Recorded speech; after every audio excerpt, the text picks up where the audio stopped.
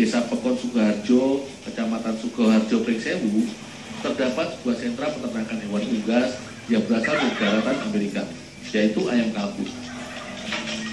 Di atas tanah dengan luas sekitar 2 hektar ini, beragam jenis kalkun didatangkan dari berbagai negara untuk dikembangbiakan. Sebagai upaya domestifikasi atau tepatnya menjadi salah satu produk ayam kalkun jenis lokal yang unggul.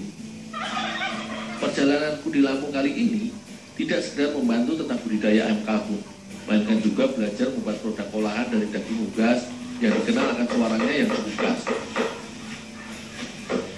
Ayam kalkun dikenal sebagai hewan yang tidak memilih makanannya. Namun agar kalkun dapat tumbuh baik dan besar, tentunya diperlukan asupan vitamin serta nutrisi yang baik.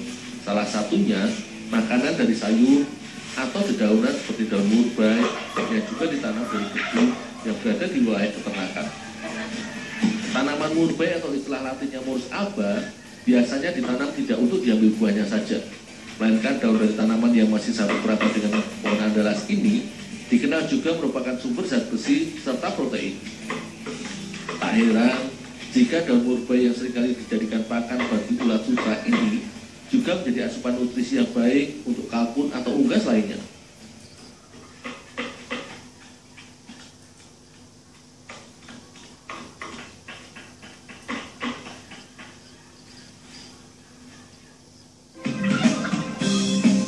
Agar menghasilkan daging yang berkualitas, 3 kali dalam sehari ayam kalkun yang sudah berusia sekitar 20 bulan ke atas harus diberi pakan yang bergizi yang mengandung sekitar 20-24% protein serta sayuran sekitar 70% seperti yang terdapat pada daun murbei.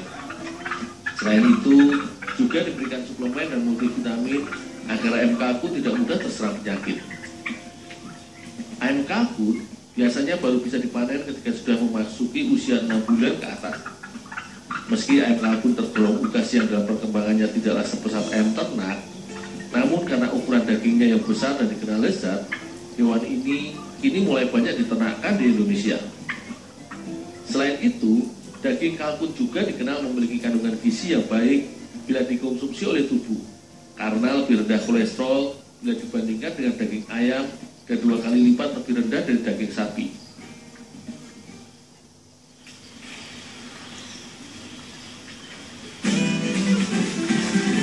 Di tempat peternakan kalkun yang sudah berdiri sejak tahun 2006 silam ini, tidak hanya menyediakan daging ayam kalkun mentah atau potongan yang biasa dikenal dengan istilah karkas, melainkan juga terdapat olahan seperti nugget, bakso, serta rolade dari daging kalkun.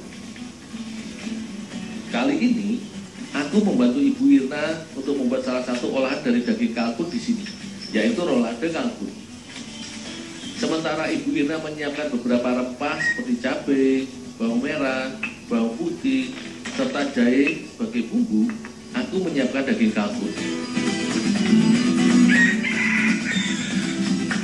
Daging ayam kalkun mempunyai tekstur yang lebih padat dan sedikit alot bila dibandingkan daging ayam.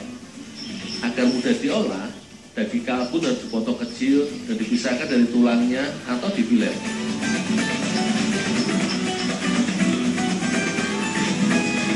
Untuk membuat rolade kalkun, selanjutnya daging kalkun yang sudah terpisah dan menjadi potongan kecil digiling sehingga tekstur daging halus dan lembut.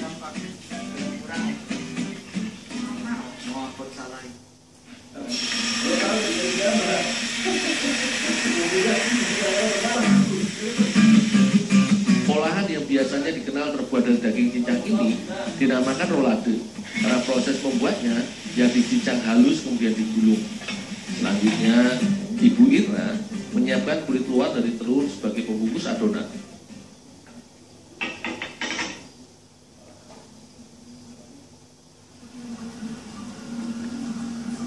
Ini telur-telurnya ya? Oh, ya Bu.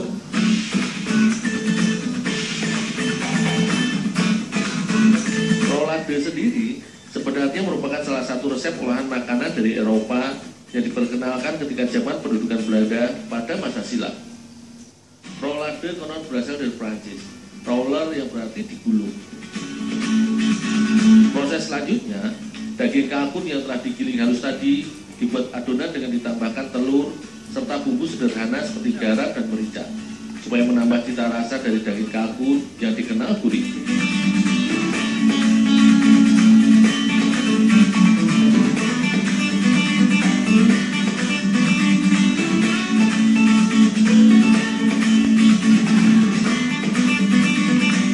Setelah adonan tercampur rata, selanjutnya adonan dipadatkan dan digulung dengan dibungkus daun pisang supaya adonan tidak hancur saat dikukus nantinya.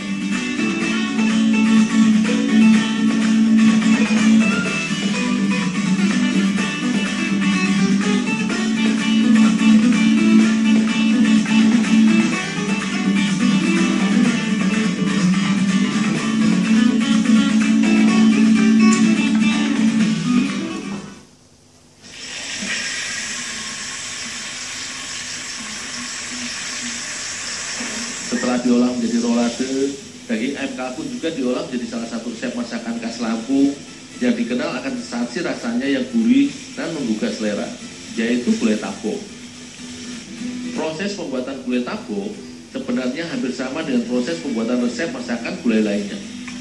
Awalnya, bumbu rempah seperti cabai, bawang merah, bawang putih yang telah dihaluskan ditumis bersama jahe dan serai serta daging kalkun hingga harum dan bumbu sedikit meresap. Layaknya masakan gulai lainnya yang bercita rasa gurih. Tak lupa ditambahkan santan kelapa dan juga daun murbei. Dimasak hingga daging sedikit lunak serta bumbu meresap sempurna.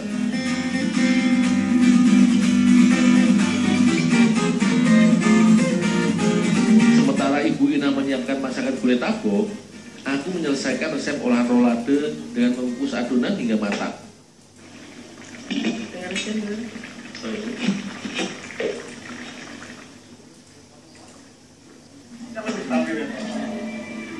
Kalau di bawah ini kan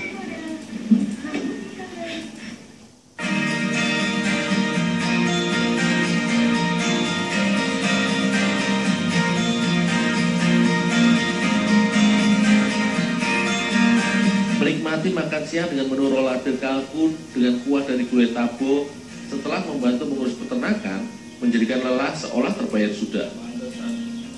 Daging ayam kalkun yang gurih dan lembut ini terasa semakin istimewa dengan tambahan siraman bumbu gulai yang segar. Masakan gulai tapok dan rolade ayam kalkun ini sangat pas disantap bersama keluarga dan para kerabat.